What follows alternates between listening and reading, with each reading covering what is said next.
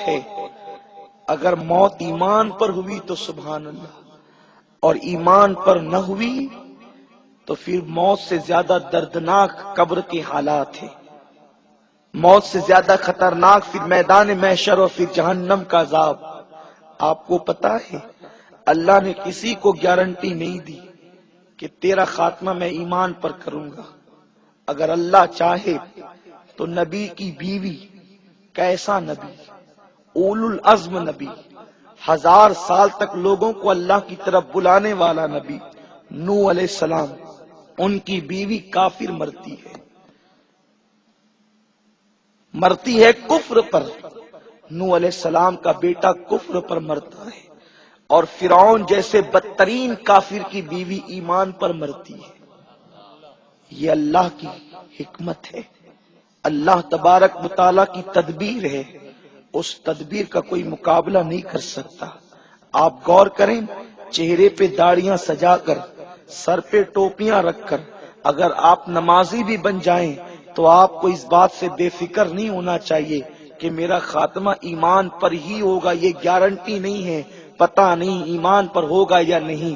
آپ کو پتا ہے میں اور آپ کیا، وہ شیخ عبد القادر جیلانی جسے دنیا غوث اعظم کہتی ہے، رات بھر اس لیے روتے تھے کہ پتہ نہیں عبد القادر کا خاتمہ ایمان پر ہوگا کہ نہیں ہوگا، اس لیے آنسو بہاتے تھے، کہتے تھے اللہ عبد القادر کا خاتمہ ایمان پر فرما، بلکہ یہاں تک فرماتے تھے کہ جس دن میرا خاتمہ ایمان پر ہوگا وہی دن میرے لیے عید کا دن ہوگا۔ میرے پیارے آقا علیہ السلام کے پیارے دیوانوں، آج ہم ایمان پر خاتمے کی کتنی فکر کرتے ہیں یارو۔ پہلی بات تو خاتمے کی فکر نہیں، اور پھر ایمان پر خاتمے کی کیا فکر، پتہ ہے کتنا نازک ایمان پر خاتمہ۔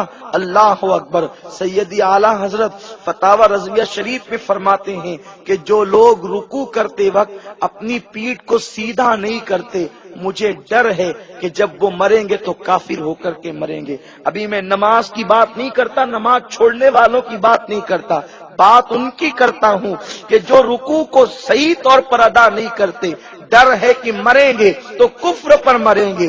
جو لوگ اذان کو سن کر اذان کا جواب نہیں دیتے بلکہ اذان کے وقت تو دنیا کی باتیں کرتے ہیں، ڈر ہے کہ وہ مریں گے تو کفر پر مریں گے۔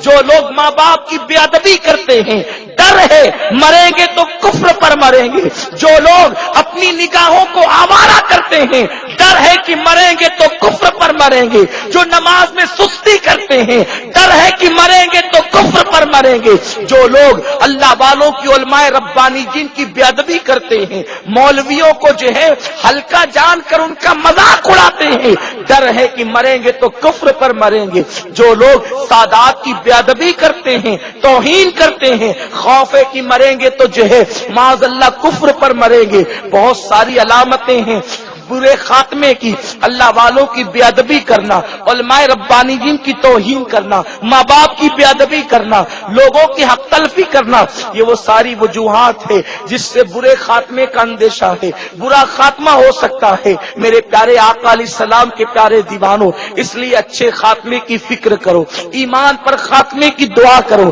میرے پیارے آقا صلی اللہ علیہ وسلم کے پیارے دیوانوں، اللہ نے کسی کو گارنٹی نہیں دی کہ یقیناً اس کا خاتمہ خدا ایمان پر فرمائے گا، بلکہ تم کو آگاہ کر دیا، یا ایھا الذین آمنوا اتقوا اللہ حق تقاتہ ولا تموتن الا وانتم مسلمون۔ اے ایمان والو، اللہ سے ڈرو جیسا کہ ڈرنے کا حق ہے، اور جب تم مرو تو اس حالت میں کہ تم اسلام پر رہو، تم ایمان پر رہو۔ میرے پیارے آقا صلی اللہ علیہ وسلم کے پیارے دیوانوں، اس چہلم کے موقع پر میں آپ کو یہ پیغام دینا چاہتا ہوں، ہر مسلمان ایمان کی فکر کرے، ایمان پر خاتمے کی فکر کرے۔ سرکار غوث پاک فرماتے ہیں جو لوگ ایمان پر خاتمے کی فکر نہیں کرتے، مجھے ڈر ہے کہ وہ کافر ہو کر کے مریں گے۔